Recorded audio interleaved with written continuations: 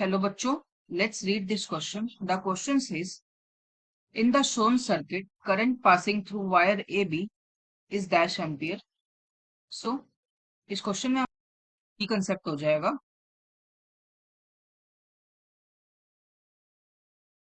Circuit analysis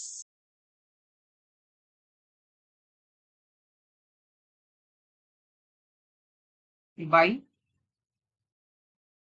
KVL. KVL यानी Kirchhoff's voltage law होता है।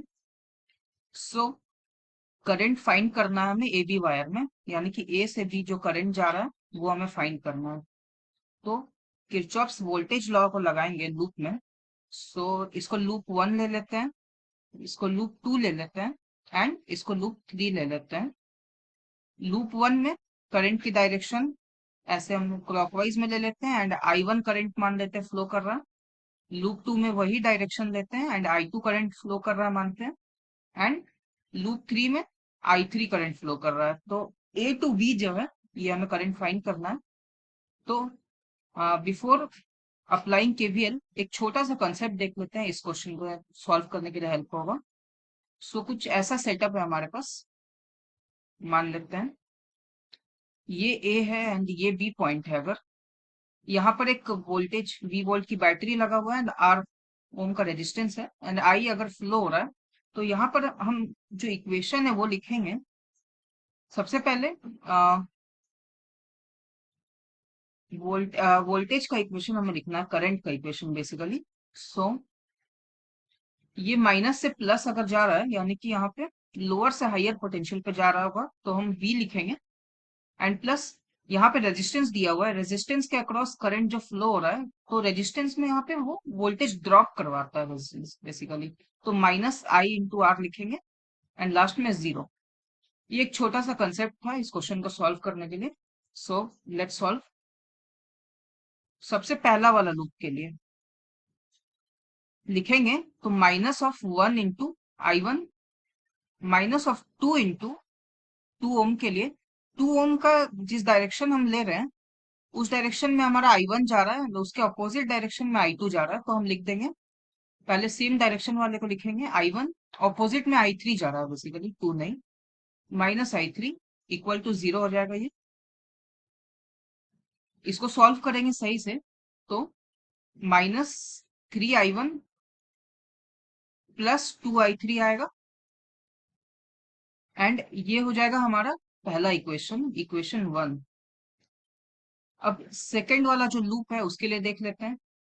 यहाँ आएगा minus 2 into I2 minus 1 into I2 same direction में जिस डायरेक्शन में हम लूप ले रहे हैं, तो I2 माइनस उसके ऑपोजिट डायरेक्शन में I3 है, माइनस I3 इक्वल टू 0 आएगा।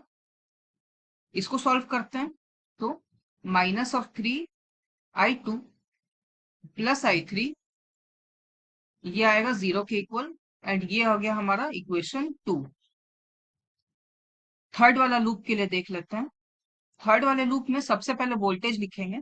सो लूप के डायरेक्शन में नेगेटिव से पॉजिटिव में जा रहा है, यानी हायर पोटेंशियल पे जा रहा है, तो plus 16 minus of 2 into I3 minus I2 I1 minus I1 into I3 minus I2 equal to 0। इसको सॉल्व करेंगे सही से तो हमारे पास आएगा 2I1 plus I2 minus I3 equal to minus 16 and ये हो गया हमारा इक्वेशन 3।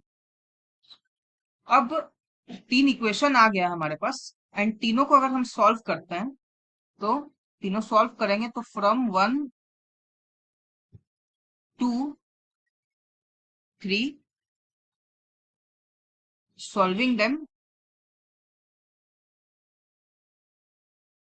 वी गेट, हमारे पास वैल्यूज आ जाएगा I1 का जो होगा 8 एम्पियर, I2 का जो वैल्यू आएगा वो हो जाएगा 4 एम्पियर एंड I3 का हमारे पास जो वैल्यू आएगा ये हो जाएगा 12 एम्पियर।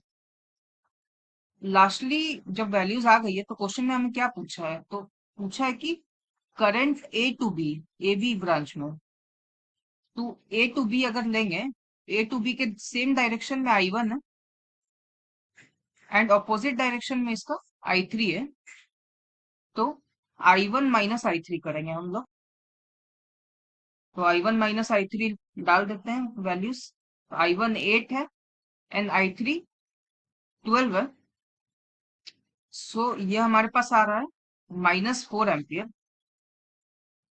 यहाँ पे -4 इसीलिए आ रहा है क्योंकि करंट जो है ये ऑपोजिट डायरेक्शन में है। हम लोग इस डायरेक्शन में लिए हैं बट करंट जो है वो इस डायरेक्शन में है, इसीलिए माइनस साइन दिया हुआ करंट का डायरेक्शन को रिप्रेजेंट करने के लिए। सो -4 amperes is the correct answer taking the direction. And अगर डायरेक्शन की बात नहीं करेंगे, मैग्नीट्यूड की बात करेंगे, तो 4 ampere is the correct answer. Hope you understood it well. Best of luck.